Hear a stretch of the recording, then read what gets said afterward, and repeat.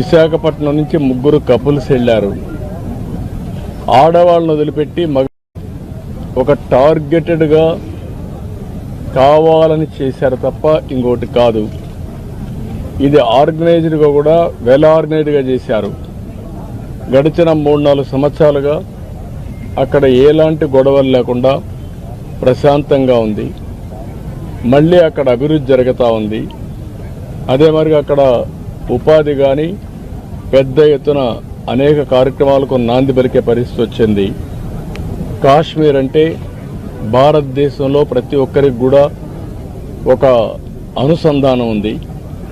ఇది ఒక సుందరమైన ప్రాంతం, మన దేశంలో అత్యంత ముఖ్యమైన ప్రాంతం అనే అభిప్రాయం అందరిలో ఉంది. అలాంటి దగ్గర ఇటీవల ఎలక్షన్ చేయడం, ప్రజాస్వామ్యాన్ని కూడా పునరుద్ధరించడం, టెర్రరిస్టుల్ని పూర్తిగా నిర్మూలించి టెర్రరిజాన్ని నిర్మూలించి ఈరోజు అభివృద్ధికి శ్రీకారం చుట్టే పరిస్థితి వచ్చింది. అలాంటి సమయంలో ఇలాంటి సంఘటన జరగడం చాలా బాధాకరం.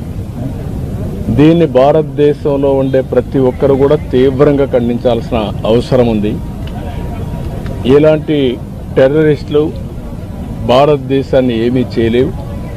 భారతదేశంలో ఒక సుస్థిరమైన ప్రభుత్వం ఉంది, సమర్థవంతమైన నాయకత్వం ఉంది, ధీటుగా ఎదుర్కొనే శక్తి సామర్థ్యాలు కలిగిన ప్రభుత్వం.